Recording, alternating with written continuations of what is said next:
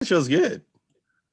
It's like he has his own lies behind him. Sully's just eating all the There you go. negative stuff behind him, so it all works out. It's a and Mike, so this is great.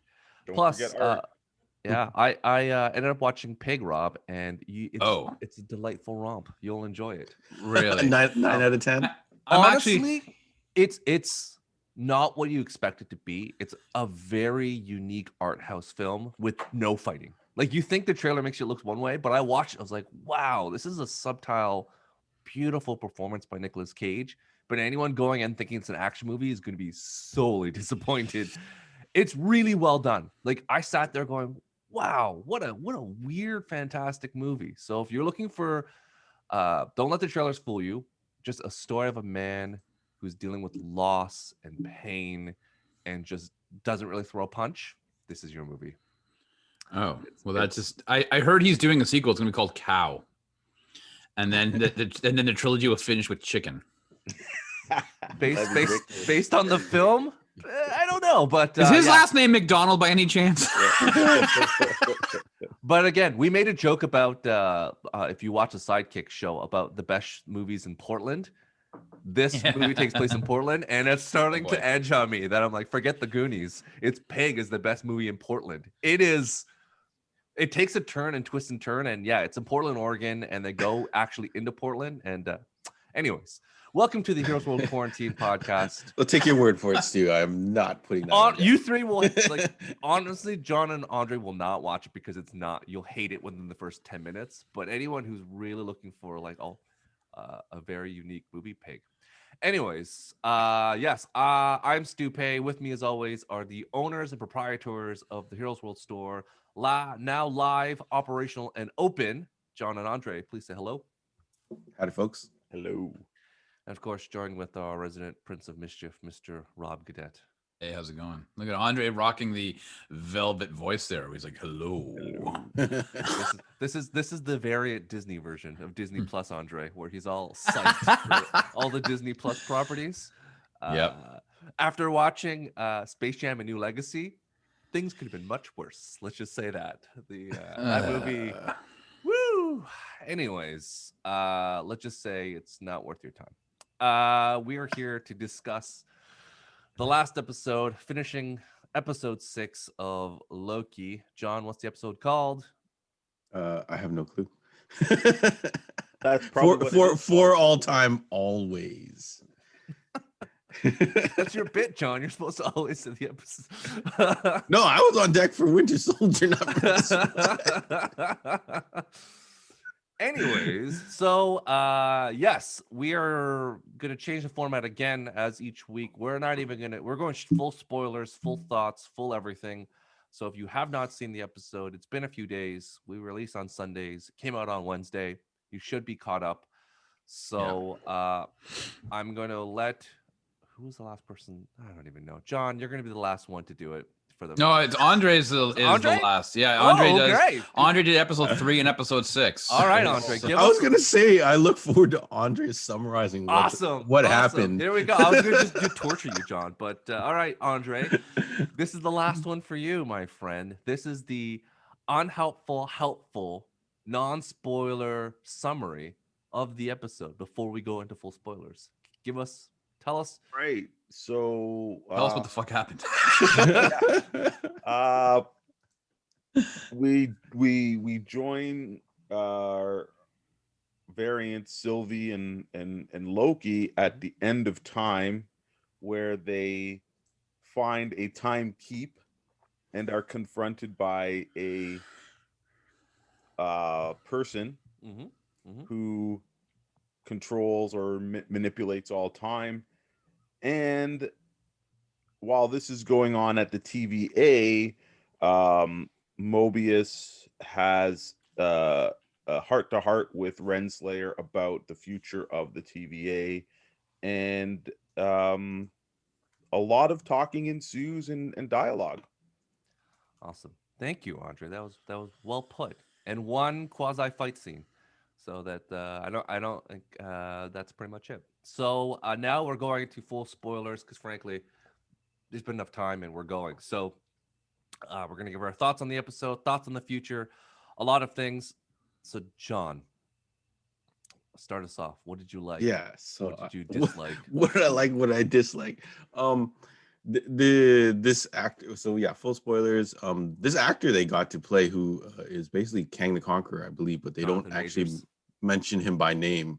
I think they call him the Conqueror at one point, but they He don't calls actually call himself many names. There's been many names. Mhm. So He's been referred to as. as a But he never conqueror. refers to himself as King or Immortus or any name that we would have heard him.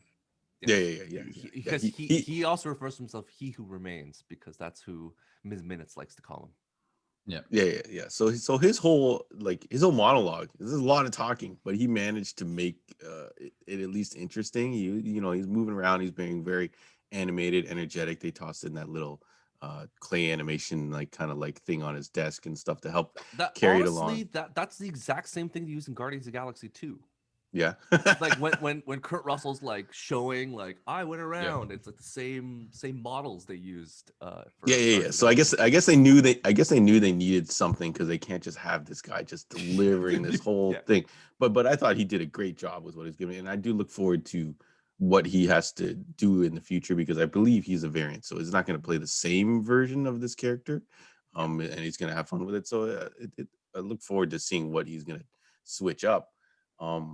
But just overall, I guess it was an okay finale. I like, I'm such a sucker, because at the end I'm like, oh man, I want to see where this is going, because now they're back at the TVA, everything's been reset, and they got the statue of the Kang character in the big hall. But then Owen Wilson turns to me, he's like, who are you? And I'm like, so you basically just reset everything. Like, who knows what's gonna happen next season, right? Maybe all these things are gonna We'll come have back. things for theories, because Yeah. haven't I'm set like, it oh up man, yet. you're gonna pull. I always remember. I think one of the first episodes I ever saw of Kevin Sorbo's Hercules. It's like him and his buddy, and then he Elias, dies. yes. He Yes. dies, and all this crazy stuff happens, and then the end of the episode, it just gets boop, it gets reset. like I don't know what happened. And I'm like, why did I just watch this? What happened? All these things I was invested in are gone now. So I don't know. I'm trying to think of what I liked. I think Loki versus Loki, it was okay. Was this filmed?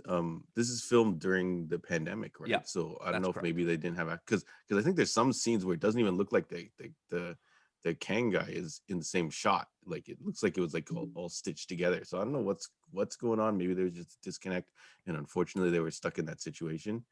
I think they were together. But yeah. I don't know. I think so. I think in the elevator and stuff, it felt like maybe because they had to fit in the special effects of him being able to kind of zip out of the way and stuff like that. But I felt like it was really kind of weird.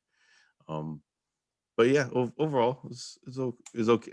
The best thing I can come up with is it was okay. I couldn't make a top 5 list for this particular episode, because it all took place in that one section of the Citadel, or whatever you call it. When did Renslayer disappear? Did she disappear last episode, so we didn't see her at all this episode? No, she was. No, we saw her. We saw her. Yeah. Yeah, because Mobius confronts her. Yeah. This episode confronts her. Yes. Yeah, and then you see her in the past, in another. Yeah. At the school. Yeah. You see her old life. Yeah, that was this episode. You see her version of the Sacred Timeline version of her, and then there's the variant, which is Renslayer. Right. Yeah. I don't know. I kind of like what they've cracked open at the end, and you're like, oh, this is we're back to the idea of this is very comic booky. But yeah, overall, I guess I was looking for a little bit more closure, or more answers. I don't know. I think, John, you're right in terms of looking for closure, but that's not the show. This show was supposed to wedge open the Marvel universe to make all the problems happen, because you can't have. We don't, technically in the timeline, we don't know when this is before WandaVision, before the fact that he's opening up all these parallel dimensions and different timelines. Yeah. So I guess the bomb that it blows up at the end, or whatever, the thing that it sets off at the end. Yeah. I do question why all of a sudden just her killing him explodes the timeline so quickly. You know what I mean? I don't.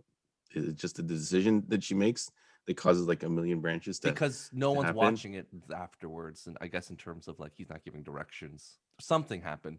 Yeah, I don't know. I don't know. I question how quickly that happened. But John, I think you to guys be are going to be able to fair- cover it better. To be fair, Mm. the Marvel Cinematic Universe timeline is very rickety at best. It's held together by duct tape. If you watch Endgame again, you're like, this story is so loosely put together that I kind of let it go. So it's gonna be Yeah. I don't think I can talk. flimsy as the Flash, because when they throw Michael Keaton, you're like, how is this possible? He's like, I am Batman. That's it. You're just gonna sit there going, okay, I just love to see Michael Keaton here. We're gonna just carry on. But I don't think I can say any more until we start. I guess we're going to start talking about overall thoughts of the series and in relation to all the other shows. So I think that's all I can really say about this particular episode. All right, Andre, I'm going to go to you this time. Go for it. I want to hear your thoughts. Yeah, Because I you're was- conflicted, because you were hoping to hit the landing. You're hoping I for was a lot of so things. of But this any was of the not shows A of- landing. I feel like, sorry, before you go, I felt like this is still part of the routine. Like we're still mid jumping. It's still free fall. Like, you know, like when you're doing like the Olympics and there's like gymnastics, like she's still like Simone Biles, still doing the flips. Right. It's not where she's doing the The landing. pommel yet. horse. Yeah, so there's still like more to go. But based on where they are right now, Andre, what are your thoughts? Sorry. Yeah, I think of this show. I don't know what to say. I don't know what to feel about it. I was not enjoying the ride. Mm-hmm. For I've discussed in a lot of podcasts Mhm. before this, and stuff. And I think we got to give props to whoever cut the trailer, because I think we were all super excited about seeing this, and I was like, wow, this maybe this is the right show to be the third show, because it looks like it's going to be better than all the other shows, and stuff. And yeah, I don't know what to feel about it. There It's was different no than the other ending. There shows, was yeah. no consequences. John said everything is reset.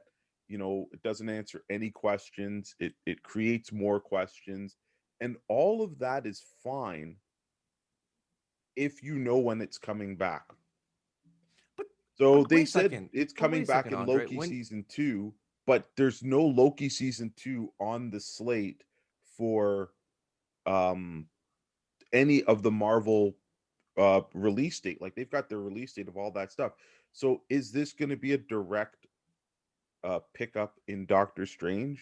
We've mentioned this before. No, they're going to explain what happened at the beginning of Doctor Strange. There's no way that they're going to expect people to have watched 6 episodes of Loki before they watch Spider-Man or they watch But this is why Doctor they have Strange. that Disney Plus 30-minute or 20-minute. Then they like, should refresher. have been 2 episodes or whatever, because unfortunately though, like, I just felt that there's it was long-winded for nothing, you know. If you wanted to introduce Kang, like, this was the most roundabout way to introduce, and then not call him Kang. The whole thing with Mobius and Renslayer, you know, why Mobius couldn't even poke the chick, you know what I mean? Like, he couldn't even, like how useless is this guy as an agent? Like, how did he become her kind of top agent? Couldn't do anything. And then there was no reason for them to fight at all, because she's like, I'm gonna find a heart, or I'm gonna find a reason to whatever. It's like she was on his side anyways, you know. So there's all this stuff, and I just feel that maybe if they had sat around and thought about where they wanted to go and what they wanted to do, it would have been tighter. And if they just wanted to have a multiverse explode, they didn't have to make it so convoluted and difficult. They could have just said, oh yeah, somebody took this Infinity Stone out of the timeline and that caused it. Like they did in Endgame. Like, she says, oh, if you take this the stones out and don't put them back. But then when you start thinking about all the other Marvel stuff, you're like, you know, none of it connects and makes sense. You know, in Endgame, we have, what's her name? The android chick from Nebula. Is it Nebula? Nebula. Yeah. She's out of time. Not Nebula. Nebula is out of time, and then Gamora's out of time. Right. Where was the TVA there? Well, you retconned it. You know what I mean? Like, Well, they like, said it's supposed to happen that way. yeah, but Yeah. but that's what I'm saying. Like Yeah. that was supposed to happen, but then she's out of time. Then Captain America would have been out of time. So I was hoping that his explanation would have been, greater than I did this and thus I know everything and where it's supposed to be. Oh, except I don't know what's going to happen now. Right? So again, it leads me to believe that everything that he says is a lie, and everything the TVA does is a lie. Everything he says he wanted it to happen. He needs to make the multiverse in order to do something. Fine. If that's your case, then just get out there and say it. But like other than that, we can just continue to say Tom Hiddleston's performance was good and the acting was okay in the show if you like the characters or whatever. But other than that, like I can't find, like I couldn't find 3 good things to say about this episode other than I liked Miss Minutes. You know what I mean? And that that's the Miss Minutes and a crocodile Loki is things to like out of this show. Wouldn't you say that this Loki variant though has grown the most out of all the versions? Because at the end of that episode, he truly has kind of discovered who he is and made the decision that, you know what, typically in these shows he would be like, he would seize the throne and power, and he's like, let's just take a second to review this. And you could see the growth in that character even more so than the one that was the true Loki. So isn't that kind of the development of the show, is this person who is clearly not as selfish and ridiculous? Even you explaining that, Stu. Even you explaining that whole thing is really complicated. Yeah, I feel and I said this at the beginning, you know, their perception of where Loki, the direction that Loki was going and stuff like that, I can't get behind. Because why would he turn that quick? Do you know what I mean? Like Loki is a survivor and then it's selfish in these ways. You know, like all of the Lokis, like they just bent to change too quickly. Like you show somebody who is a liar and a cheat and a scoundrel and all these things. You show him a video saying this is how you're gonna die, and you see all these fantastic things. It's not gonna change how I want to be in 6 months, 6 days, 6 years. You know, whatever. That's what he is at the core. He's not gonna. And so I didn't believe. So let me get it straight. Even though they wait. You're telling me, Andre, we have the technology to show us how you're gonna die? How have I not done this already? How have I not been to have the learn to God moment? Like if I was given a video, it's like, here's your life, here's you're gonna die. I think I would change after watching that video. Like I think you personally would change, but I think that if you were Loki, you would question where that came from because you're an illusionist, you're a trickster, you wouldn't believe that. And even still, if that's where they want to go, that's cool. I get it. But again, you take a character who is a villain, and not a villain for villain's sake. He's got an actual reason for being the way he is, right? And now he's just another quasi good guy in the pantheon of Marvel good guys. I don't want good Loki. I don't want helpful Loki. I want Loki who I have to outfox Loki because he's thinking 10 steps ahead of me. And even if he offers me a piece of pie, I got to think this is not a piece of pie or whatever it is, right? You now miss out on a character that gives the heroes a run for their money and all of these things. And the same thing could be said for Sylvie, like that. Like this person has been on the run for her whole life, right? That's all she's ever known. Her mission, that guy's dead, right? Doesn't matter who tries to talk her out of it. Like the one thing that's got her through all the hell that she's been going on since she was 8 years old is I'm going to find out who did this to me and I'm going to end them. And she does technically or whatever, but like that whole thing, like I don't think that Loki could have convinced her anyways. And so I did like that line. There we go. I found one thing I liked. I like the line that I am not you. Cool. Right. But again, it doesn't explain anything. I guess ultimately I just want a little bit more explanation in things that are supposed to be making sense. And if you don't want to make it make sense, then don't even bother trying to come up with how convoluted it was. Right. Okay. All right. Rob, give us your thoughts. Wow. This is a very difficult episode to review because I think as an individual television show, it was good. There's a finale because it sets up a season 2. But as it is wedged into purposefully into the main MCU, I think it's a problem. I feel like this was kind of like in retrospect of looking at this entire 6-episode series, I felt like this was one of those comic book tie-ins.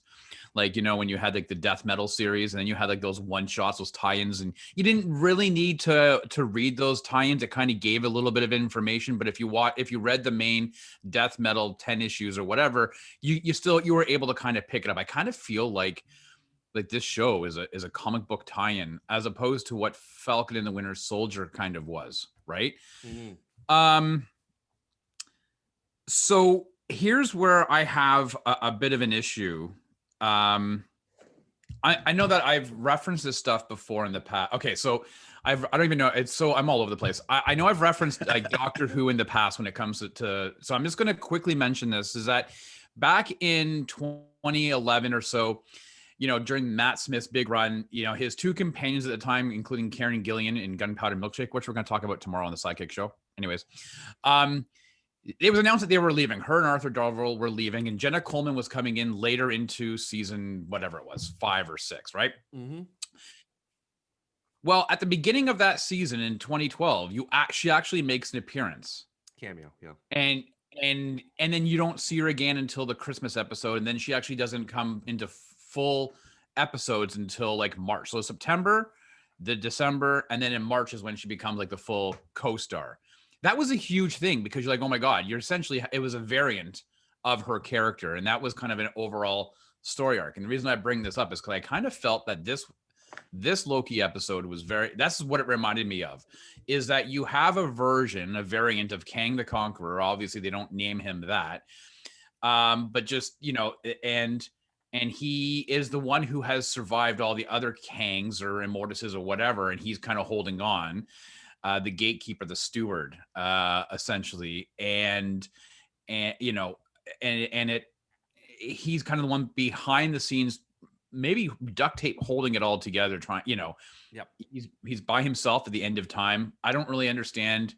I know that Miss Minutes is kind of a cool little thing, but we never really understood what her purpose is. Like, who is she? Like, what is, like, I know she's like, I guess an assistant to Kang, but you know, we don't get more information about her. So aside from a cartoon clock face, is she real? Right. Little A. Yeah. So we don't know. Right. So it, you know, it kind of leaves you, you know, so I'm assuming Jonathan Majors did a fantastic job. I know John had alluded to, you know, he has a lot of exposition and a lot of, you know, of talking, but I thought he did an excellent job. I know that that's not the version of Kang we're going to get because this is just a version of that.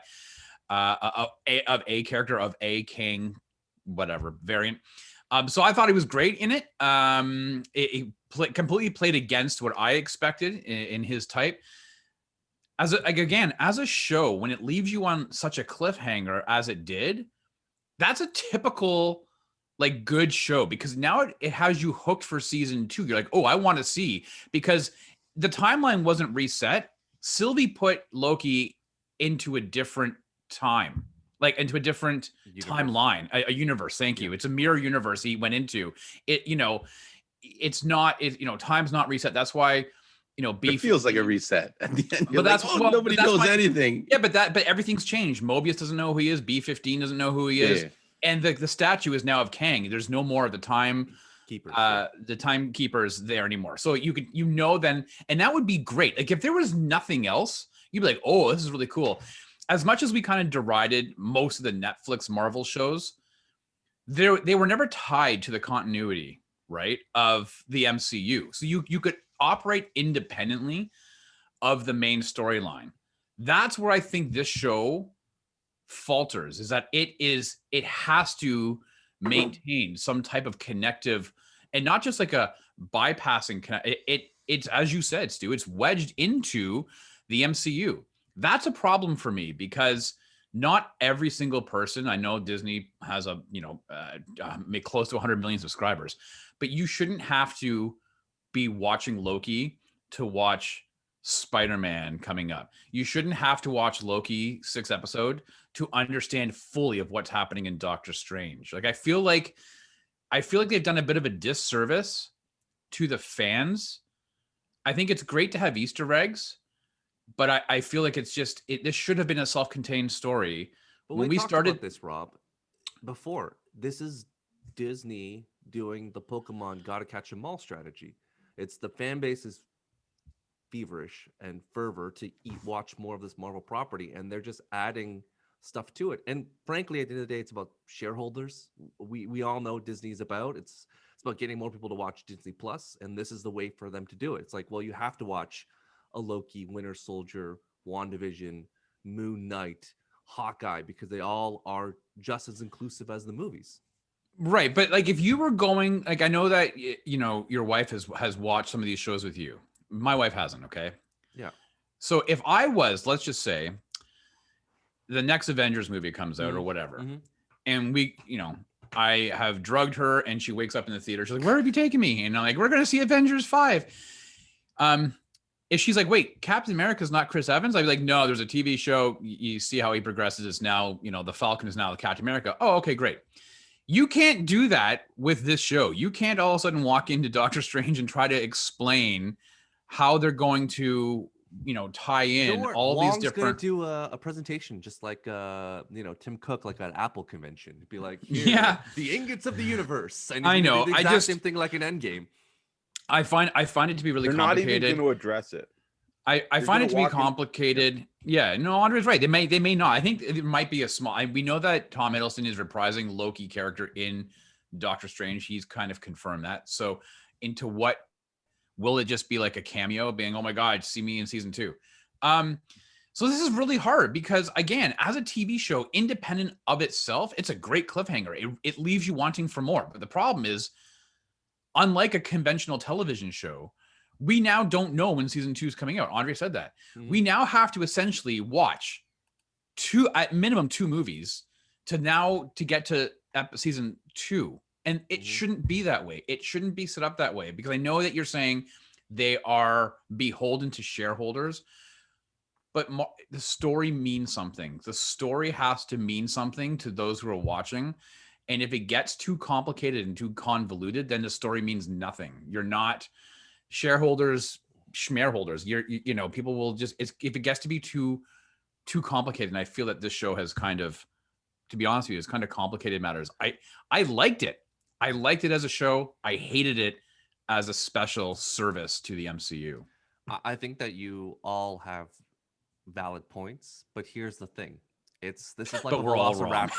They're Jurassic Park. They're just testing to see how far they can go on the cages and the electric wire. So that Disney's like, we're gonna keep on trying it and see how far and how long we can put this weight. Because even for Emmy consideration, think about this.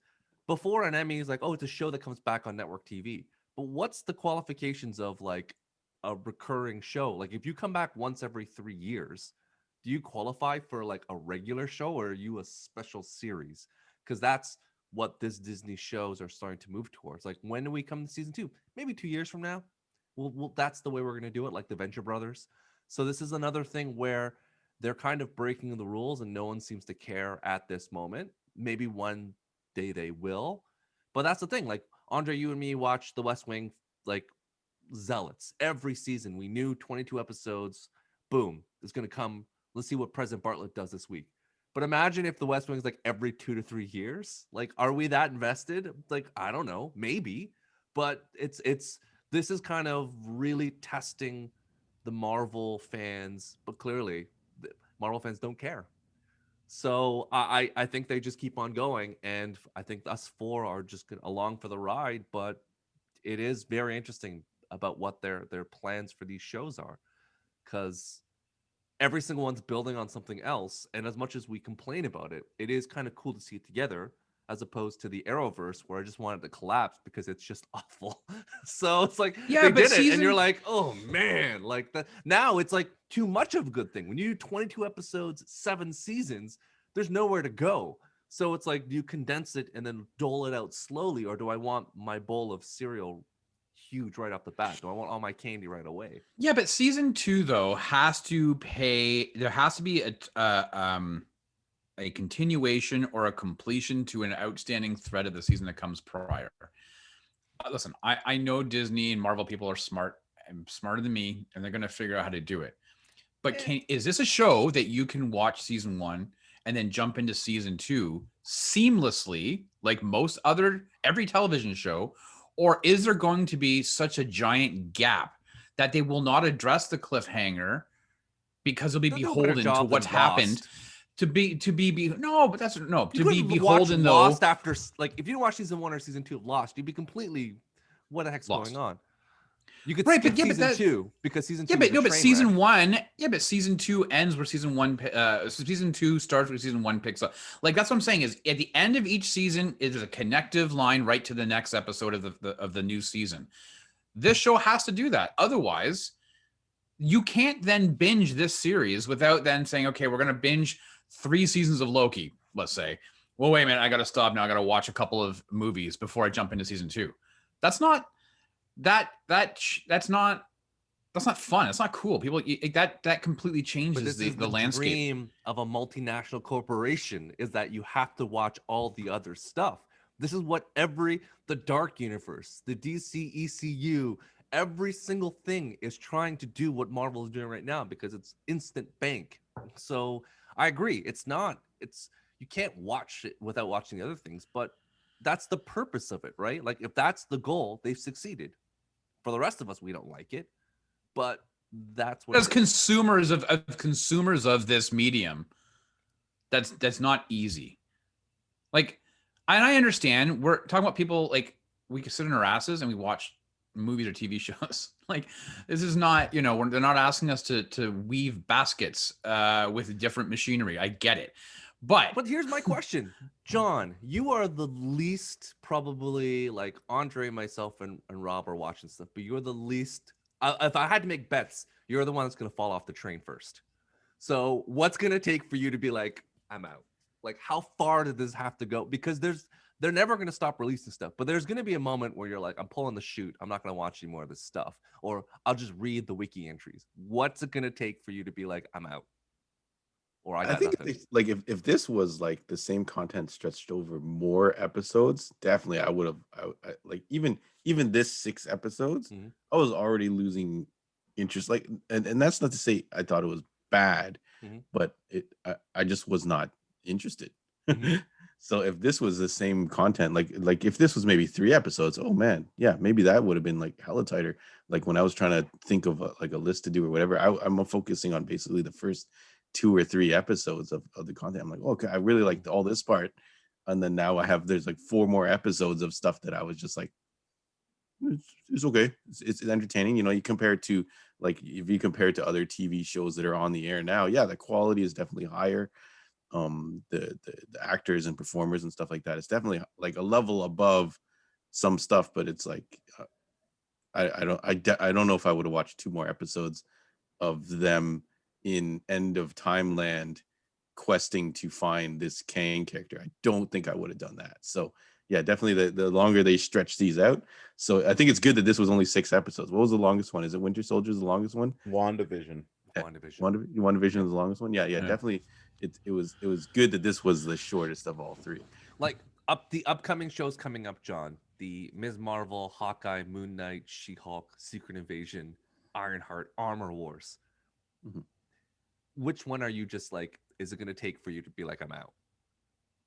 I don't know, they all sound interesting to me. It depends on the direction they go. Like, right, this Loki, if they had stuck with the concept from episode 1, I definitely probably would have been way more excited to like a watch. Police procedural. That's what you wanted? If it was like kind of like a semi-procedural and it was Loki and like Lucifer, like that's what you wanted. A procedural exactly. Yes, yeah, something like. But yeah, now that you point that out, maybe that's not what they're going for, right? They don't want to be like other TV, but yeah, definitely the last 4. Well, we'll get into it if we're doing an overall recap or whatever. But yeah, I don't know. I also say it's kind of weird. So throughout the entire, the one thing we've always said, we started with WandaVision, we wanted it to be Mephisto, or we thought it was going to be Mephisto, and we didn't know what the hell is happening.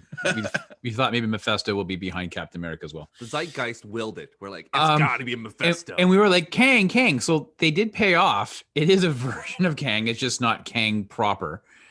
But here's the thing. Throughout the entire series, we kept saying, is Sylvie really a variant of Loki, or is it somebody else? And then when you have the confirmation in this episode that it is Loki, it's a version of Loki, and you realize that they are crushing on each other, it's a little weird, right? Like you're not really. Not really, because we mean not really. Right. It's like they're both narcissistic. So like all of them are narcissistic. That's the common trait of so it makes sense that that's the way it is. To Andre's point, what he said about Loki, he's a very shades of gray character, and when you lock him into one side or the other, it takes away some of the mystique of Loki. Like I like the fact that at the end he made that decision, but you still want a little bit of like, hey, will he, won't he, like what's his agenda? But right now they're setting him up like he's just a good guy, this version of him, and you want a little bit of gray zone because that makes the character interesting, because you don't know where he's going to go on a regular basis.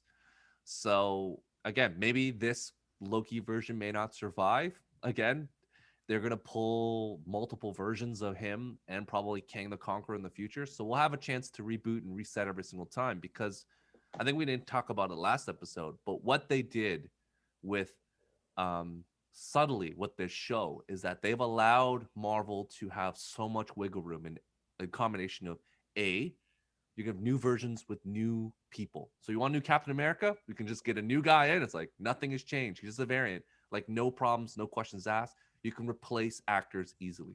Or two, the Fox thing. It's like, well, we have Hugh Jackman show up. Will he be the same one? Well, Loki showed up as President Loki, same look guy. It's like, well, now we can also do it where another version is basically Tom Hiddleston, and we could have that as well. So they allowed themselves this supreme flexibility where they can cast anyone or recast the same actor in to do something different. So it is something that this show has done, which is unique. But Andre, I want to ask you. But the cost, but the price of that, like I get what you're saying, and I think in this age of TV and recasting, like sometimes we as fans and viewers and a TV audience, movie audience, we understand sometimes people have to get recast. It's part of the business now, right? People should. So I don't think if this was their whole goal, if they said, hey, we want a mechanism so that we don't have to ever explain why we recast, but the cost is this show, unless Doctor Strange rectifies it, it undoes absolutely everything that has gone on before. Like, sure, if at the end of time you unravel the timelines, it makes no difference. But Loki clearly goes somewhere and it's different. That means the Loki that got taken from Avengers at the beginning of this never gets back there. So how does all the Thanos stuff happen? Right? Like, to me, they just unraveled everything, and because they branched. They said that this is a branch of that timeline. But, so everything. So which one are we following now? That's the thing. So you basically this. If you go to the end of time and unravel all of time, how did it get to the 31st century for Nathaniel to create the time thing? Well, then you have to predispose that all time happens at the same time, which this show doesn't do. Right? See, again, so all they needed was just something to be like, oh, this is happening. May I use the Marvel MacGuffin and just say unstable molecules as my answer? But dude, you could, that's what I'm saying. You could do it. How's that work, Mr. Fantastic? Are you going to be able to go, hey, watch this clip of Kang from Loki season 1, episode 6 to explain why the entire cast of Avengers 5 is different people? Like, are you going to be able to do that? Are you going to be able to watch that clip and be able to figure it out? And like, oh, this explains the multiverse, right? Is there, and there's going to be a million videos that are like, we explain the multiverse speech from Kang. Like, I feel like Andre's point. There's going to be a Ms. Minutes, like she's going to be the new Marvel like Clippy, She'd be like, "Hey everyone," it's like, "Oh hi Clippy," and be like, "Let me explain stuff," and then she's just gonna do these videos. For this movie, there is a new variant. Of, Why is Chris Evans Hawkeye out here? Wonderful question you ask. It's like, here's the thing. It's like, who is Kang? She's like, let me tell you who Kang is. So be like a logo, like pop-up video to like clarify things. If that's this is a variant. That's why it's a different person. Boop. Honestly, if they did all these movies with Ms. Minutes showing up the bottom and being like, "Hey, let me just tell you what's going on," I would rewatch everything with Ms. Minutes telling me like her own perspective of all these shows. So I'm all. Well, down. this goes into though. I'm sure. I don't know if we're talking about it now, but what the future holds. No pun intended, right? But I suspect that Jonathan Majors is not signed on to play Kang officially until Quantumania and in the Wasp 3.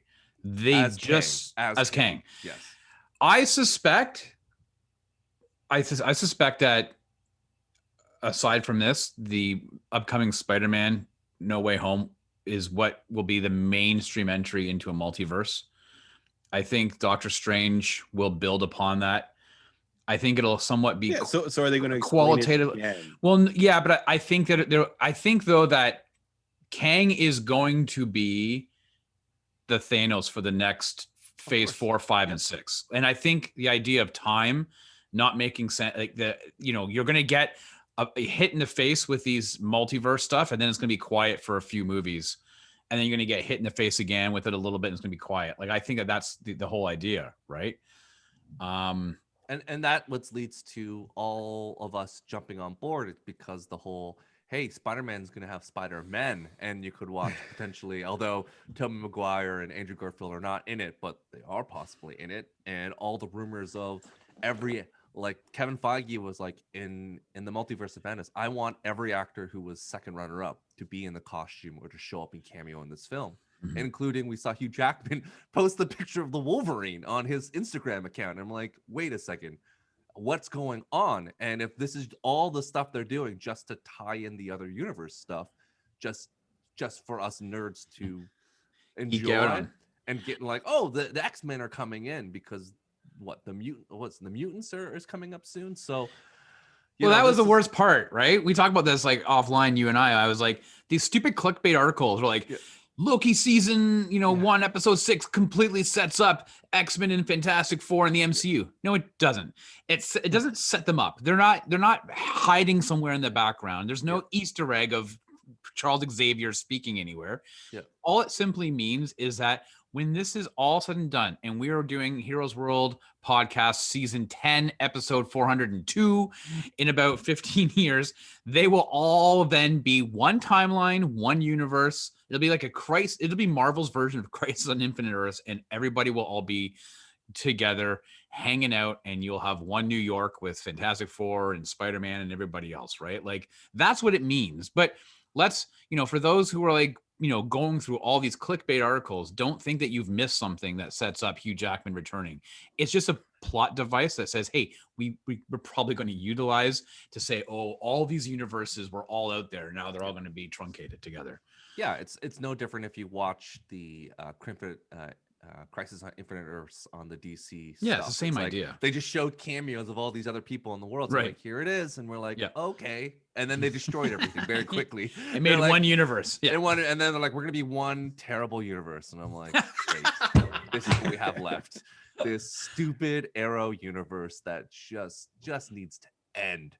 So, and they're trying to, and I guess the new Flash thing will open up new universes again. So again, Andre, as a historian of this, how many times these universes have grown, smashed together, grown apart, smashed together, because universes and Marvel seem to always come and go, because there was multiple universes and then one, and then Secret War, and then all of a sudden they're back together again. So it's the nature of it. They just got to sell comics too, where they do giant multi-issue events just for the sake of doing it, right?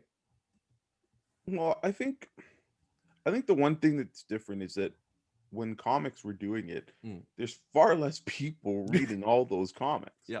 Right. So one of my favorite, I guess, versions or similar situations back when I was a kid, collecting comics. I think this was mid 90s, maybe 92, 93. Marvel brought out two comics. They brought out a new version of Guardians of the Galaxy, Mhm. and they brought out a new hero team called the New Warriors. Mm-hmm. And one of the characters that was in both books was a kid in New Warriors called Vance Astrovic, and he was Marvel Boy. Yep. And in the Guardians of the Galaxy book, which was set in the Marvel universe, let's say a couple hundred years later, he was known as Major Victory, and he had Captain America's shield, and he had a different suit and stuff, and he was an older version of him. And those two books were coming out simultaneously, but you knew one was taking place in the future, and there was a clear delineation of that. And it's similar when Marvel does stuff like, oh, we're going to talk about, like in the X-Men, oh, there's a future world where Cable's from, there's a future where Bishop's from, there's a future where Rachel Summers is from. There's all these different timelines and things, and people can pop in and out of them. But sometimes those universes collapse and those characters are left on, I will just call it Earth Prime or whatever, the version that we are mostly reading about. Yeah. And I think comics do a little bit more of a clearer job of that. They never write down how many different worlds there are, because they might want to create a different world and have a different character there. And then they say, oh, that character's cool, let's bring them to this world. Yeah. So if this is all that this show was doing, is going to allow them to pop and bring other characters from anywhen, then fine. But I keep going back to the Spider-Man Into the Multiverse movie, which did it in 5 minutes at the beginning. Hey, there's different worlds, and each world has a Peter Parker, and we have to stop the Kingpin from doing this, from collapsing all of reality. Done. They just did it in Ratchet and Clank, for Pete's sake, and it was super simple. They ran into alternate versions of them, and they probably could have kept doing it. This just feels like maybe they're stirring the pot and making it complicated now, so the movies have the simplified version, and then we're going to be like, oh, for everybody who watched all of it, here we explain it. But like I said, people are going to be going just to go see, oh, I like Benedict Cumberbatch, let me go see this new Doctor Strange movie. And they have no idea that there was a Loki show. And they maybe didn't watch Tom Holland and Spider-Man because they're not into that. They're just going to be like, I'm going to see Cumberbatch and I like him. So these movies are going to be self-contained. Nobody get any different conceptions of that, because like you said, Disney wants to make the most money possible.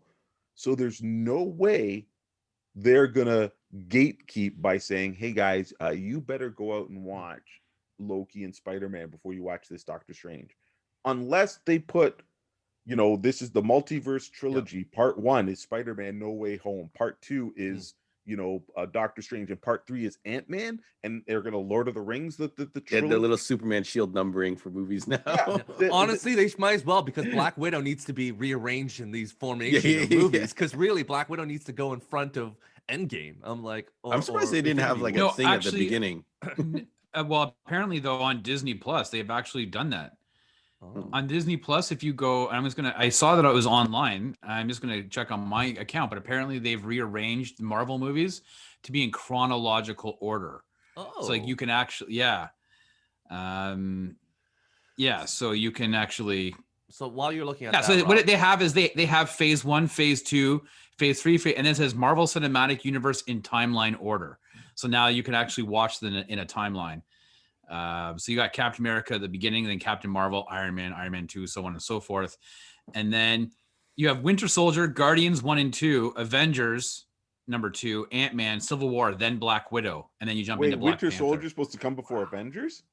According to Winter Soldier comes before Avengers Age of Ultron. Oh, okay. Yeah. Then you have Ant-Man, Civil War, Black Widow, then Black Panther, Doctor Strange, and so on and so forth. Oh, and then they do, because they have Avengers Endgame, then they have Loki first, then WandaVision, and then Falcon and the Soldier. And then WandaVision, you said. Interesting. Yeah. So you've got Avengers and Infinity War, Endgame, Loki, WandaVision, and it ends with Falcon and the Winter Soldier. So that's according to Disney's Marvel Cinematic Universe in timeline order. What a concierge service. How, Yeah, how that's can we crazy. get free Disney Plus? Disney, hit us up. Quick thing. I want to ask John, in terms of the 3 Marvel shows that were presented, and Rob, thank you for that information. You've seen them all in completion. WandaVision, Falcon and the Winter Soldier, and Loki. Rank them 1, 2, 3.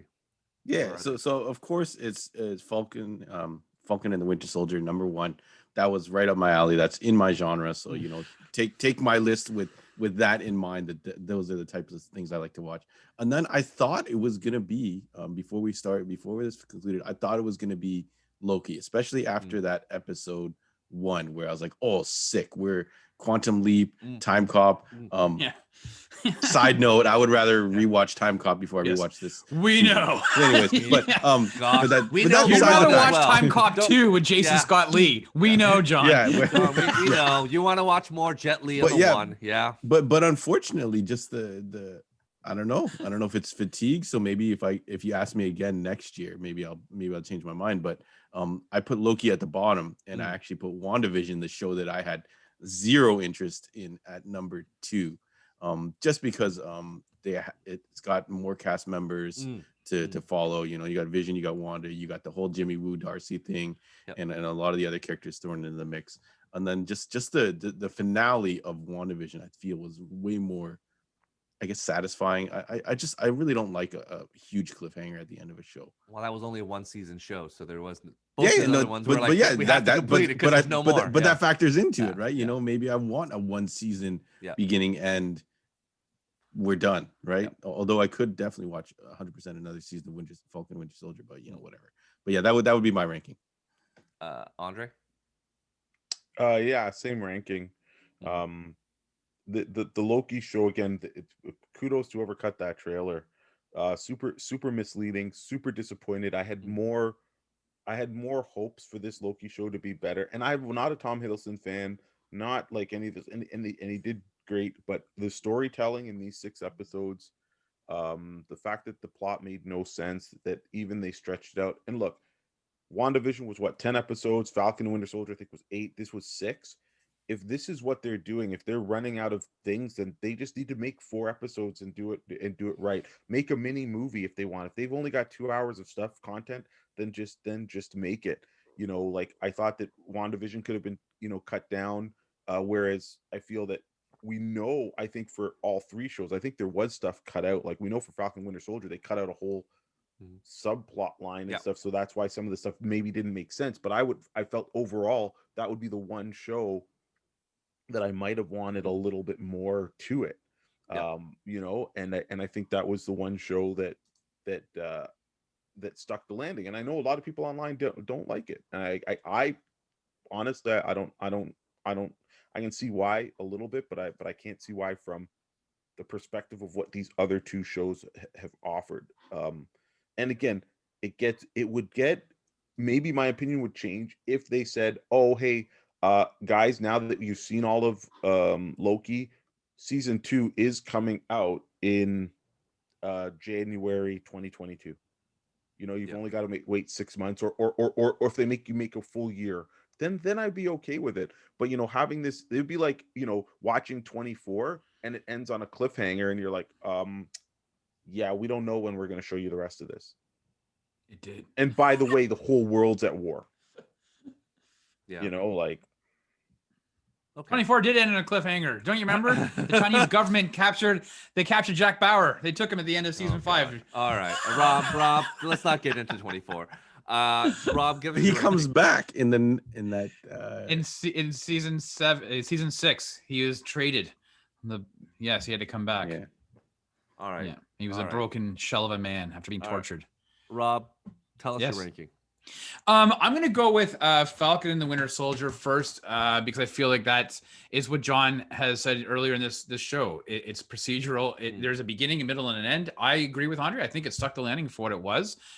Some fumbling blocks, but I'm also cognizant that they still had to film half of that show under new COVID restrictions. And so a lot of those things they had to dump. So that's the one show I could just throw on. I could binge that season and enjoy it. And we'll probably actually go back to it. I'm going to put Loki as number 2. because I feel like it's only 6 episodes, and I feel that there's a lot in there that makes me want to go back and rewatch again. Now, having seen the ending, I want to go back and kind of watch to see if there's things that I would have missed, and to maybe understand the story a little bit better. I put WandaVision third, and I know that this is a massive Emmy-nominated television show this week. I think it was at 23 Emmys or whatever it was nominated for. I'm not taking away from the creativity and the smartness of what they did. It just, if I think about having to go back and rewatch those, it honestly, it makes me want to vomit. Like, I don't want to watch the first couple episodes. I don't give a shit. I don't care about the black. Like, there's a lot of that show that was more fluff. That was a exercise in acting as opposed to advancement of storyline. And I'm not taking away from WandaVision. Those actors deserve the Emmy nominations that they got.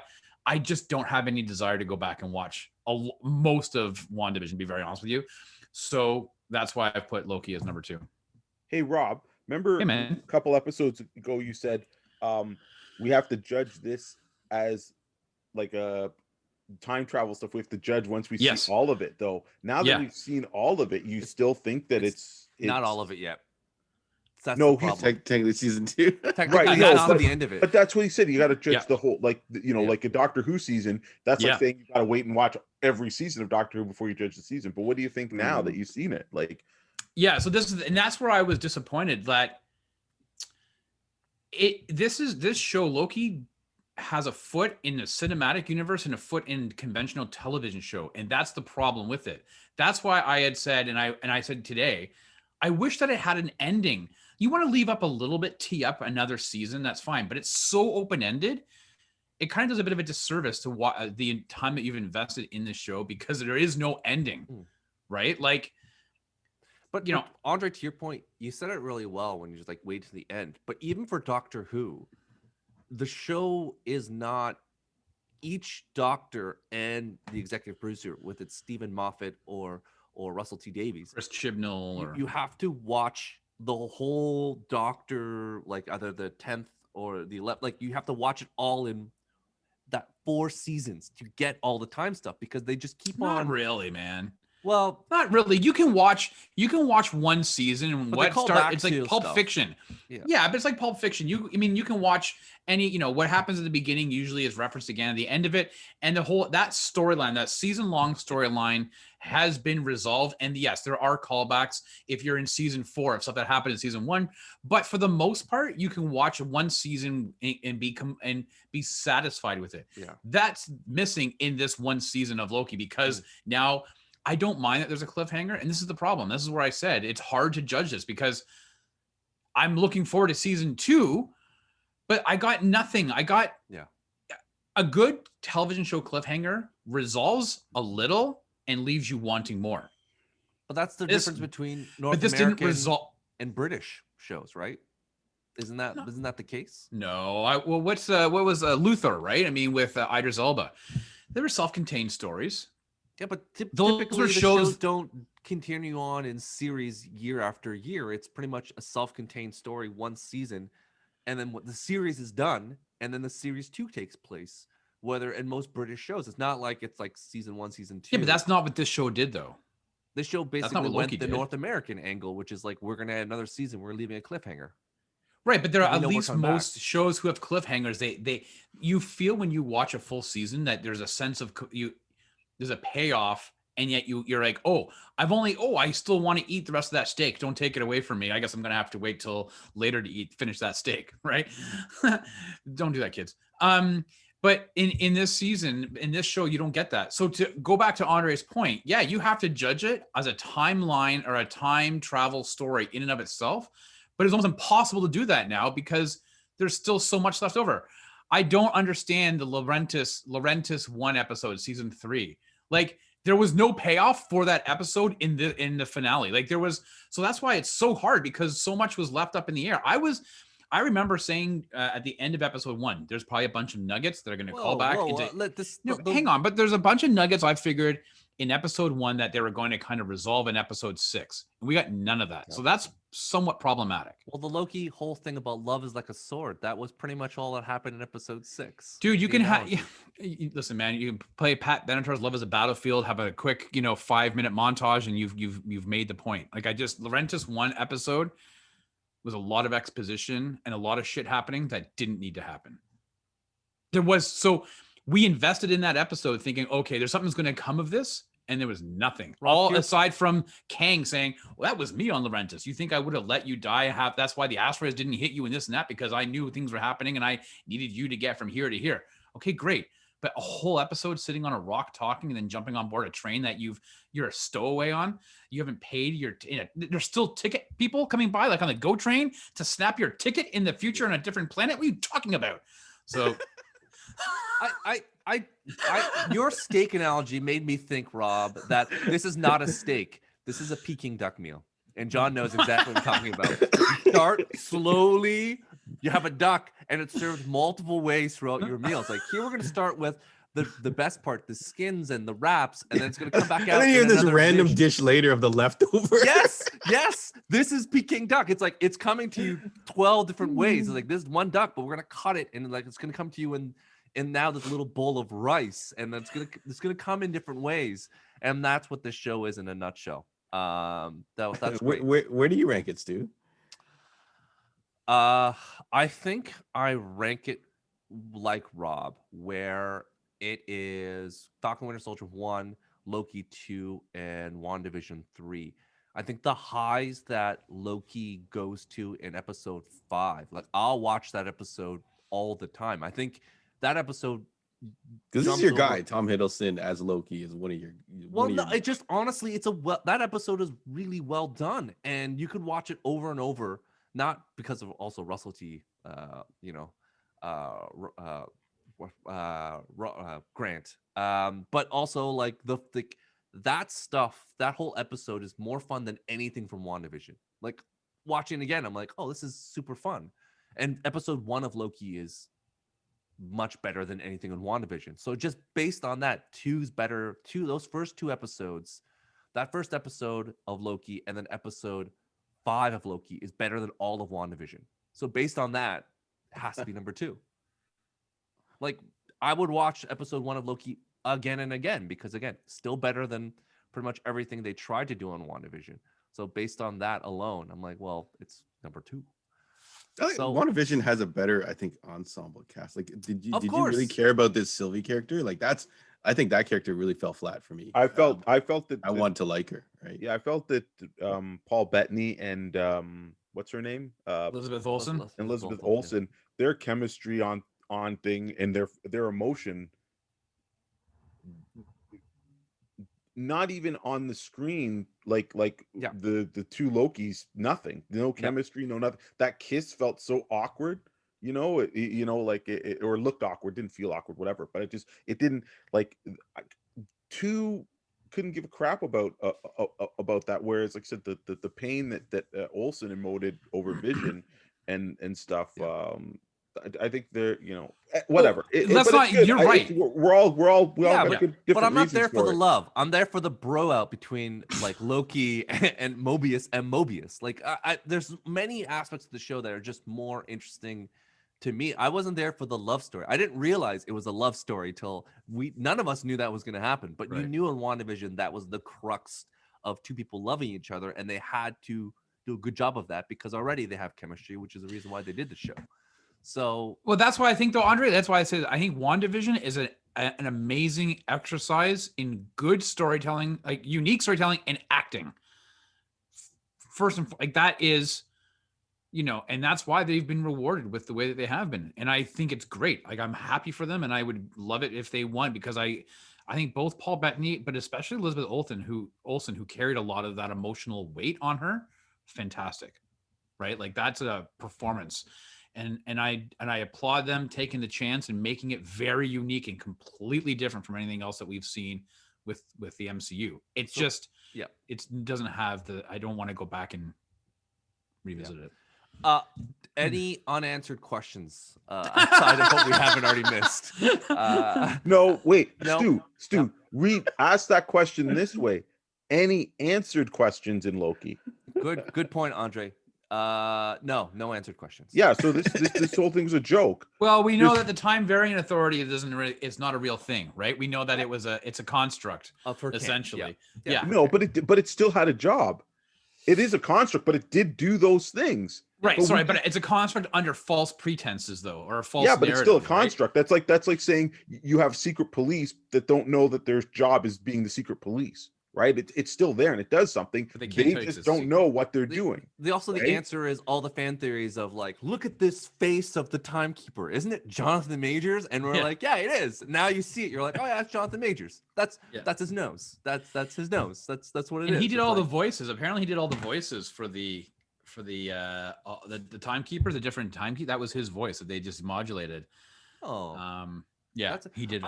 I have to say that the intro of the Loki episode 6 was very interesting because Yes. for the first time they did the song. They're like, it really threw me off because they did all the voice actors of all the characters of the Marvel series when they're like, and just threw in lines. So I'm like, well, this is weird because I'm used to hearing the theme song.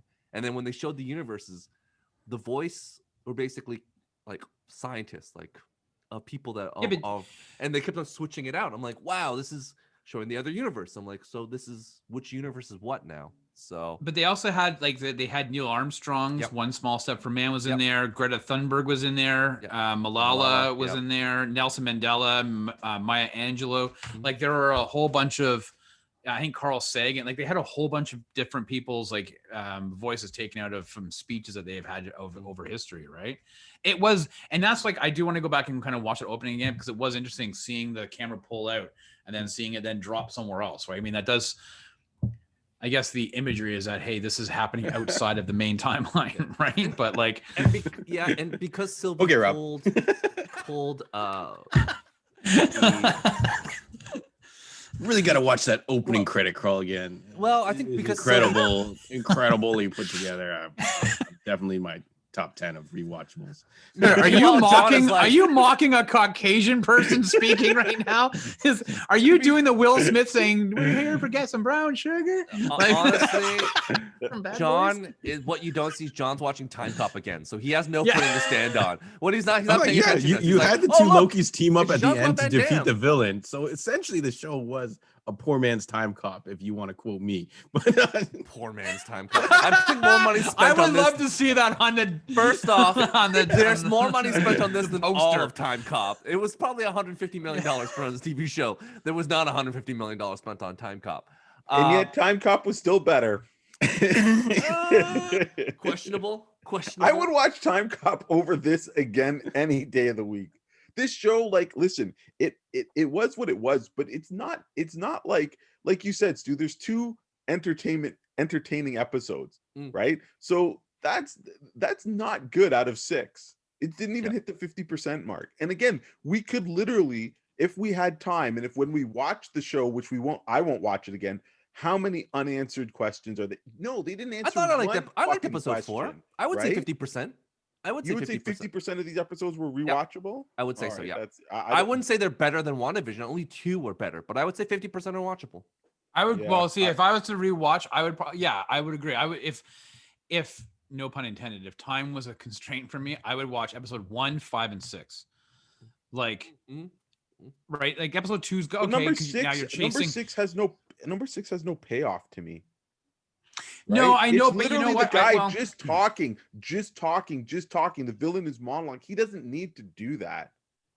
Yeah. Right? It's like they yeah. got to Well, the this problem point. is- They got to this point and they know they haven't given the audience the information. So it's like an info dump. And The it's problem not is an most info Marvel dump villains are in a so good boring way. that Yeah. they don't Right? talk at all. Like Pardon me? the problem is most Marvel villains and all the other shows don't talk at all. You had Taskmaster said 0. You Well, had you had villain, that he's a purple henchman. cloud didn't say anything, right? That was a cool villain. Goliath said nothing. You had oh goodness. You had like Thor 2, you had Doctor Who himself playing Malekith, and he was brutal. You had like so many of these Marvel like what we had who do we have as in Guardians? We had freaking guy as what's his name as the Ronan. Oh, Ronan the Accuser. Bro, Yeah, yeah, yeah. like there had so many guys who just showed up and did He nothing. got defeated by dance off. So I would watch our episode bar is 1, really low, half Andre. of episode 2, and episode 5. That would probably be the most I could do. Okay. All right. So that's we're gonna carry on and so I want to get your ratings because we're gonna pivot very quickly. John, what do you give out of 1 to 10 for this final episode? It's still like the Disney quality of shows. So take my number review with a grain of salt because it is just for this episode of this particular episode of the episode. Because guess what? I'm gonna ask you what the series is after. Yeah. So it's gonna be hard for me to not to duplicate it, but yeah, I still give it based off of the Kang the Conqueror guy's performance alone. I'd probably give it like a 7. Andre, 5. Rob, 7. So that's consistent. As a series as a whole, out of 1 to 10, what are you ranking? What are you giving this series 6 episodes, John? Yeah, so like I was saying, series as a whole, obviously the quality is outstanding, the amount of talent you got on this, but for me, it just like Andre said, the payoff didn't happen at that if that finale was more satisfying, then it would rate it higher. But I would probably only give it a 6 out of 10. It's funny because consistently you're giving 7s, and then yeah. But overall, all of them, like if I'm watching a single serve episode, like number 1, I almost want to jack up my rating to 9 or 10 out of 10, and then all the other ones were just didn't hit that hit anywhere near that note. Yeah, the bell curve's happening. Let's see, Andre, what do you got? I'd probably rate the whole show probably about a 3 out of 10. Okay. Seems consistent. Rob? 7.5. Yeah. 7.5. Can I ask a question of you guys though? Go for it. Marvel has been doing these week-to-week dumpings on these shows. And I think one could argue that the format worked well with Falcon and Winter Soldier. Do you think that this show would have benefited from a dumping to be able to binge the whole thing as opposed to week because of how convoluted at times the story was? I would have ejected midpoint, I think. When they weren't going in the direction of episode 1, I would have been. Yeah, I think for me, if it was a dump, once I got to episode 3, I would have checked out. Based on your score, it was a dump, but yes, it was a dump. Yeah, it was definitely a dump. I wouldn't recommend this show to be watched to people who aren't into this stuff. Yeah. But episodically, I will tell you, I did get up on Wednesday mornings to watch it to see if it got better. Right? Like I legit would get up and be like, okay, I'm gonna grab my tea or whatever, and I'm gonna go watch this show. And part of it was maybe it's that watching a fire or looking at a train wreck or a car accident. I just like I need to see and each episode, like I was just disappointed even though I didn't have any expectations. I was just like, okay, like you keep saying, Rob, oh, Marvel and Disney are smarter than you or whatever. They're not. Like honestly, they're just not. They're good at maybe making money, right? But but putting out a property that is consistently good and getting better than the last, which is what we strive to do. Let's face it. You can say that, oh, I just want things to be the same. But as individuals, as people, as human beings, like, on anything we do strive to hopefully be better than the last. We don't want to just be like, you would never say to your kid, hey, that's a B, good on you. Next grade, just get a B. Just participate. You always want to try and you hope that consistency over the years, kids. You just keep that. Obviously you don't want them to falter and go backwards, obviously, right? But I just think that maybe there'll be a payoff, like maybe later way down, but that's hard. That's and I just think if they had put it all at once, I don't know. I maybe they would have had to have trimmed it down. Maybe if they, like I said, if it wasn't maybe 6 episodes, let's say it was 4.5 hours of stuff. I don't know. Maybe. But I think, Andre, to your point from the beginning, is that and we talked about, they're handcuffed to what's happening in other movies. I'm sure they probably could have, if they weren't in the same shared universe, they could have done a more tight, like, we're going to finish this and get rid of Kang and be done with it. But now they're like, well, we got to wait because we got all these other movies and shows to catch up. So but then they don't need to use Kang. Why couldn't this show have been about Loki redeeming himself, and then at the end of this series, Mobius just says, "Hey, I'm going to put you back at that timeline where you got taken," and then you know that he now knows maybe he doesn't die at Thanos or something, or he realizes, hey, you have changed, Loki, because you're going to sacrifice yourself for your brother. And at the beginning, Loki would never have done that, but he's like, there wouldn't be, yeah, that would be. So but there's no need for season 2 then. Like that wraps it up. But no, they want season 2. They could have wrapped it up, and we could have seen the change in Loki, which would have justified his action in Endgame, or in whatever movie he died in. He already was on board. Like that version grew because he saw all the stuff happening. Even at the end where he says the sons of Asgard, like he was already on board. He saw his father. Like that version was already the kind of completed version of that character. And the one that we're watching right now is the broken character that was the end of a battle where he's like, I should have been king. Like they're two different versions. So right. But the Loki that you kind of like, I don't know, the version of Loki that appeals to me is, like I already said, and I guess the movie that got it right was Ragnarok, where Loki's helping Thor, but he's also not helping Thor at the same time. Thor's getting bludgeoned along the way, and he's like, "Oh, just trust me," and he's getting beat up and all this stuff, and you're like, "Trust you, man. This is crazy." But so that's it. There's always, if you take Loki's hand, you're getting stabbed because you're too close, and that's on you. But that Loki can't help that. He's never gonna just help you. So when he does die in Endgame, which is supposed to be just after Ragnarok, that sacrifice doesn't quite make sense. But if this show filled in that and you go, oh, I get now kind of why he's that way. But again, you didn't need to do that. If all they wanted to do was have this show have Loki alive for phase 4, then they could have written a different show and didn't use Kang like you're talking about. They know what they're doing. They know what characters they're bringing in. So I don't think they're handcuffs at all. If they are handcuffed, they're putting the handcuffs on themselves. Yeah, they are. They're putting it on themselves. That. Yeah. So then that's not, as Rob said, that's not being smart. Yeah, but we never said they were smart, Andre. Well, Rob did. So Rob says, but you and I know they're not. They're just going by the seat of their pants.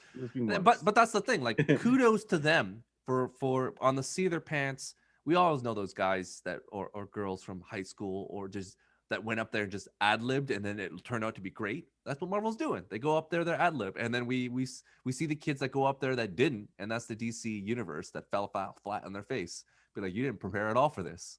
So this is what it is. And that's why they both are in separate universes and different points of their thing. The DCU is regressing, and then they're going to build out again in separate different pods. And they've said, we give up. We're not going to do a shared universe. And then Marvel's going the other direction, going, it has to be. Yet they're still making multiverse movies right at the same time. Both got to the same place, just different routes. What will be very interesting is to kind of find out, I think I'm an unapologetic DC head. But it'll be interesting to see who does the multiverse explanation better. Right? Will it be Flashpoint, or will it be a series of movies and television shows from Marvel? Because, as Andre said earlier, it took 1 5-minute sequence at the beginning of Into the Multiverse Spider-Man to be able to explain it. So the answer is Sony did it right. So that's the answer. The other two are not going to do it. So, that's it. And Sony did it in a cartoon form. So it's an asterisk to that too. It's not going to be the same for the other, because I have no faith in either the DC or Marvel to hit the landing like Sony did. So it's just, and Sony, to their credit, did that really well, and then Venom was just all over the place, and I have no faith in Venom 2. Let there be carnage. It's all right. So or Mobius, or no, not Mobius, or Morbius. Oh, when's that coming out? Oh Morbius, God, I have no faith in vampire. Morbius. January. Yeah, like January. Yeah, That's a bad sign. Every time you think, oh man, Andre, they're doing it right, and then they just swing the other direction. You're like, oh, maybe they just got lucky, because I have no faith in Sony either. I just think they're just trying to cram as much like Marvel content, because like, we just need to make money. So they're also like being persuaded for dollar bills, y'all, and it's just like, man, do you really need all these Spider-Man? Like, Silver Sable and Black Cat, we're gonna do that, and we're gonna do we're gonna do a Spider-Woman movie. Like they're just throwing stuff at the wall because they need money. So yeah, but they also want to, I guess they want to keep their investment for their license, right? If I was them, I would have sold all the properties back to Marvel and made a killing on it, or sell it back to Disney, right? Yeah. Well, they're until they potentially fail, like Fox did. Fox is like, we're gonna do it on our own until the collapse upon itself. Oh no! So we're gonna get this Dark Phoenix story right the second time. I promise. Oh God, who am I dying? Yeah. So. Yeah, I have little faith in Spider-Woman and all the other live action properties. It just doesn't seem to be, go right for them. Hey, so, John, Morbius is January 22nd now, 2022. Wow, why? 2 years, because it was supposed to be released this October, and Mr. James Bond shot him out of the area, and Sony was like, "Oh shit, we just got hit by our own guy, so we move him." So oh, man. That's why they moved Morbius again. Hope it's better than New Mutants. It's gonna be straight to streaming, Sony or something, man. That's 2 years out. It's been done for 2 years. Woo. Yeah, it's yeah. Yeah. It is Sony's version of New Mutants. You're right, John. It's moving and weaving to different slots, right? Wait, when is Venom supposed to come out? Soon. Venom's gonna come out before this shit. Didn't it get moved? Oh no, 2021. I thought Venom is October, this year. right? Yeah. Well, I don't know. In Ireland, it comes out in September 2021. I thought it wasn't coming out until later. So, but then if James Bond is coming out in October, isn't Venom also Sony? Yeah. So September 15th in the UK, September 24th of this year is in the US is Venom: Let There Be Carnage, and Bond I think is October. Yeah, that just speaks volume to the level of confidence they have this film. We're gonna push it to us. The new year, because we're gonna let this one simmer for a bit. And Bond is October 8th. If you think about it though, this fall, and now we're on a completely different tangent, but this fall is packed with movies, because you got your Shang-Chi, you got your Venom, you have Bond, you have the Eternals, you've got Dune. Like there's a lot coming out this fall. So I hope everybody's been saving their money to get their tickets to the movie theaters, because most of these will be released in theaters. So yeah, it's. So I wanted to ask you guys a quick question too about the news that came out in regards to Kevin Feige's like, we're not doing multi-year deals anymore. We're gonna just play it by ear. We're gonna, pick the people we like that wants to be here, and we're gonna do these shows. Is that a damnation of the new people they cast in these films going, maybe we don't want these people anymore? Or is this like, or are they concerned that talent is like, well, we want to burn people out like Chris Evans to do 9 movies?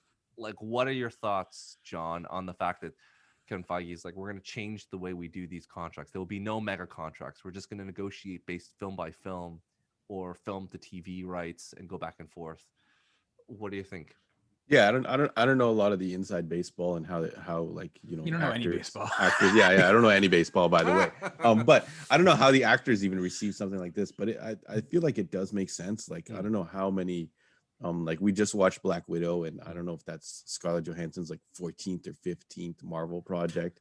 I don't know how many she had been like, contractually obligated to do. But I feel like they shouldn't be locked down that long. And yeah, I think they're definitely going to suffer things like burnout. And maybe depending on how successful or not they are, they'll be able to renegotiate to come back and things like that. But yeah, I think it's okay. I don't know. I'd have to learn more about what's going on behind the scenes. But yeah, and especially if an actor or actress doesn't want to do it, you can tell when they're performing if they don't want to be there. Shout outs to Jennifer Lawrence.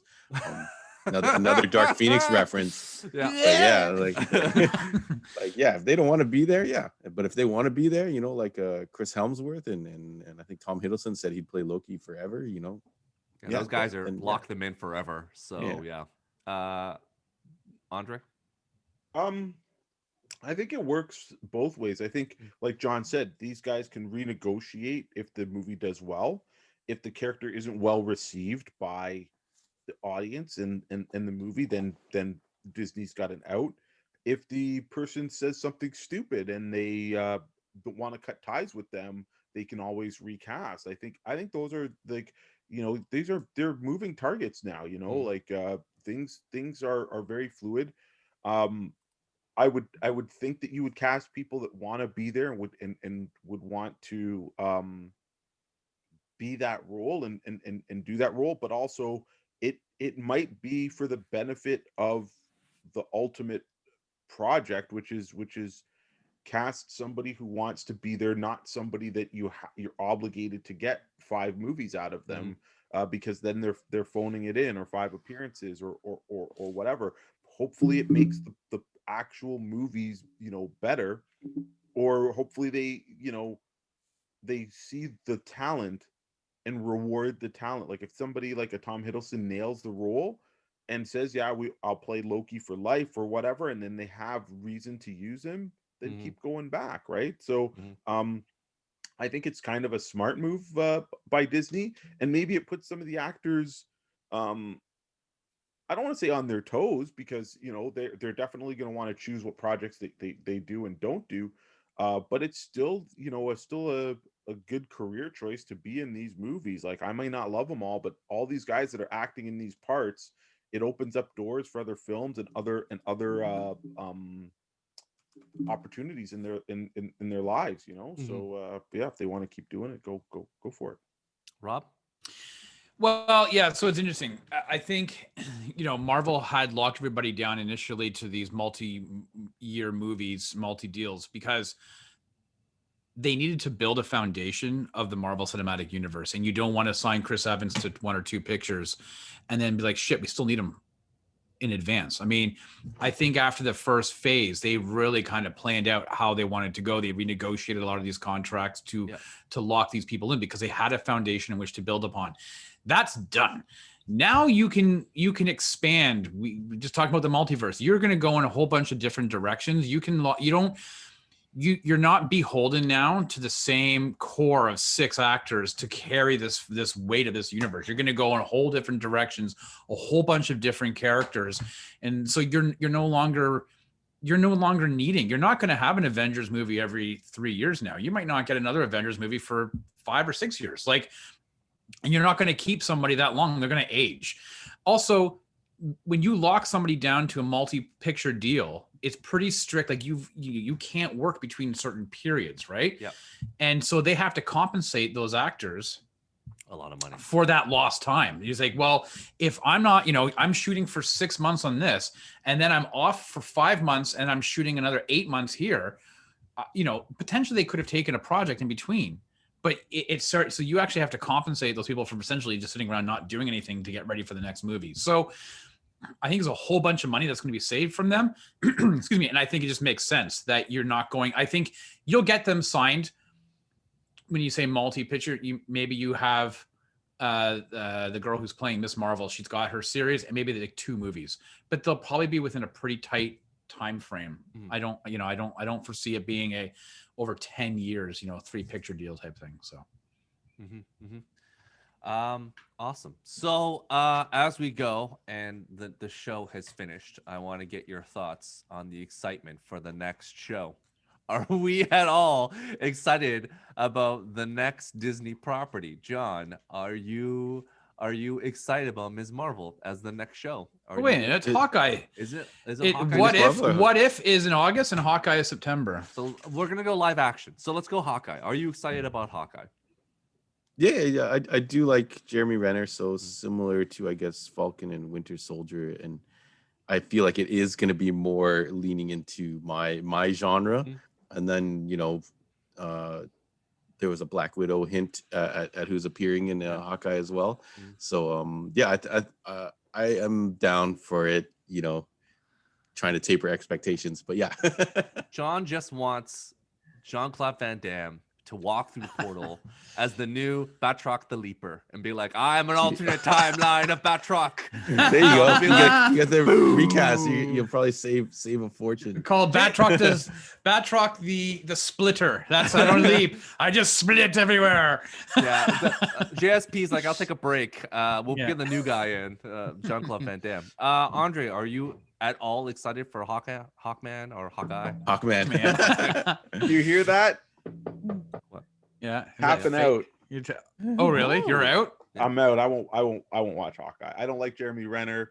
I couldn't care less about Hawkeye. Could care less about Kate Bishop. What's the other Kate person? Bishop. Love the comic series. I think I'm gonna stick to that. I'll watch Miss Marvel because I think there's a connection to the store, which I think is pretty cool. But yeah, She's walked in your store. There's no way, from what they've shown here, there's no way they can. I think they can make this anything, especially after the Budapest debacle. I don't know what the hell these guys are gonna write and making and how they treated Hawkeye in Endgame, making him Ronin for like 10 minutes, a hot 10 minutes that, and stuff. But couldn't care less. And again, they're gonna shoot a wicked ass trailer, but yeah, no, that's it. All right, Rob. I've seen the light. Yeah, I'll watch it. Sure, because Juan watches everything. yeah, all right, sure. Yeah, I'll watch it. I think it will adhere closer to the concept and the idea of Falcon and the Winter Soldier, just in terms of storytelling. I think it's going to be like procedural, whatever, like a season-long mystery or whatever the case may be. Obviously, we know without spoiling that there is somebody from the Black Widow movie that ties into Hawkeye, so I'm sure it'll be a bit of a cat and mouse game. Will we see U.S. Agent appear as well? Because Julia Louis-Dreyfus might be making an appearance in that show. So yeah, I'll definitely watch it. I don't think it's going to be mind-bending like WandaVision. I don't think it's going to be time-bending like Loki. I think it'll probably be exactly traditional action TV show, right? I'm super excited to see how Echo operates, to see her in this show, and I think it'll be unique to see to do that. And yeah, well, I think it's going to be a straight-up fight in New York City, and it's been a while since we've been in New York City outside of all the other. I guess we're always Netflix in New York City.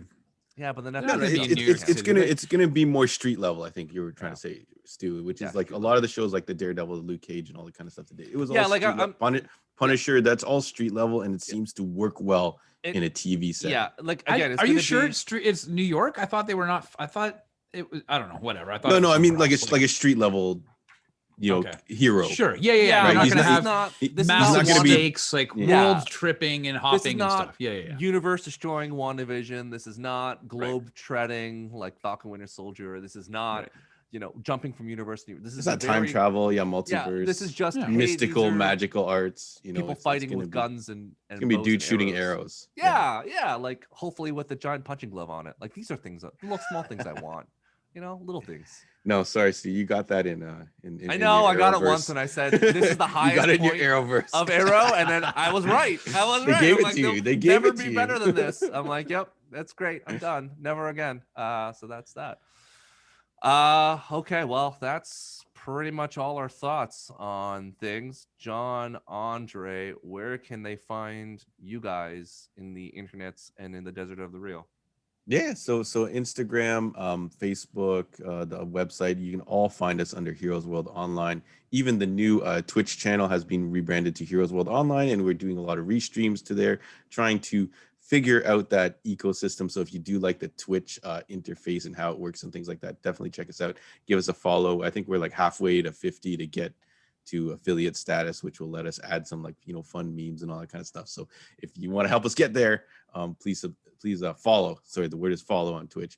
And then if you're listening to this on the audio, Heroes World Podcast, we upload if you're watching this on YouTube, all the audio gets uploaded there. So if you want to listen to us on the go and whatnot, then I get there. And it's our online forms there. Awesome. Andre? All right, so we are back in business at the store, 8601 Warden Avenue. It's Warden and Highway 7. Lots of parking, lots of amenities in the plaza for when you come to visit us. You know, you can grab a bite to eat, you can do your grocery shopping, all kinds of stuff. But more importantly, you can come in and browse the shop and see all the great stuff that we have for you there. Rob? Oh yeah. So tomorrow night on the Heroes World Sidekick Show, John and I, we are talking Gunpowder Milkshake with Nebula, Karen Gillian herself, also a tie to Doctor Who. So you see, it's all cyclical, everybody. We knew what we were doing. We planned this out way better than Loki. And her seasons. thick Scottish accent that comes out in everything except for Nebula. That's She right. plays a robot, you don't hear it. This movie, you could just hear it seeping out. I'm like, The do you want brogue. Scottish egg. I'm like, oh boy. So at any rate, yeah, so we're going to talk about that, and then because John doesn't think that we can actually fill an entire show of just talking about that, we're also going to be talking about your other Netflix or streaming movies that have come out, be it The Old Guard, Without Remorse, whatever, Extraction. Where does this movie sit with some of these direct to streaming movies? So definitely join us tomorrow at 8:00 Eastern in the evening, because we're not getting up that early, on YouTube, Facebook, and as John said, Twitch. Most people like to jump onto the YouTube stream because they comment and chat with each other, so definitely recommend going there, and then that will rock and roll there. Awesome. And you guys got a big anniversary coming up. Like, this is the last main show before. Oh yeah. Yeah, maybe we should talk about that. Yeah, I was gonna say it's maybe your store, but I if was you would gonna- like me to tee it up for you, Yeah. there you go. Yeah, so next Sunday, our good friend Ken Lashley is going to be coming to the store to help us celebrate our 20th year. So we'll have a lot of cool stuff. Ken's been a great supporter of the shop and really helped us through this past pandemic with his generosity and stuff. And you know, he was the first person on tap that we wanted to kind of kick off our 20th year celebrations, which we've been kind of doing all month. We've had some sales on at the store, some special items and stuff, and we're probably going to continue the celebration as long as we can. So not only July, but August, September, because we're celebrating a lot of things, surviving the pandemic, 20th year, just all kinds of stuff. So we're really proud and happy about where we are, and we owe that to a lot of you, our customers and our followers and fans through the podcast. So we couldn't have survived without you. So if you're in our neck of the woods next Sunday, come on by and check us out. Awesome. John, any words to share? No. No, Ken, like Andre covered it all. Ken's an amazing guy, and I'm sure Andre's probably gonna do another video kind of leading up to what exactly is going to be going down on the Sunday, and how you get whatever, and our procedures to keep everybody safe. But yeah, just shout outs to Ken Lashley and everybody who has kind of like done anything for it, shared, even people have been donating things and all that kind of stuff for us. It's been amazing. So it's you know, it's been a rough pandemic life, but you know, we're looking to, you know, move forward and keep trucking.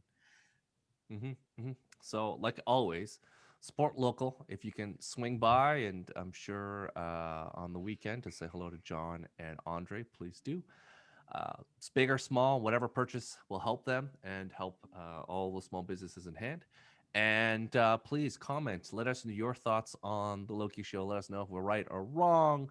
Let us know if you're excited for Hawkeye. Let us know if we're wrong about our review of Loki. But share it all below. We'll get back to you. We'll share everything. So thank you so much for everything. Except for COVID. We're not going to share that. Rob's keeping that all for himself. Rob is trying to collect them all the variants to him. All right. Well, thank you so much, everyone. Have a wonderful day. See you all. See you Sunday. All right. Thank you, Stu. See you guys.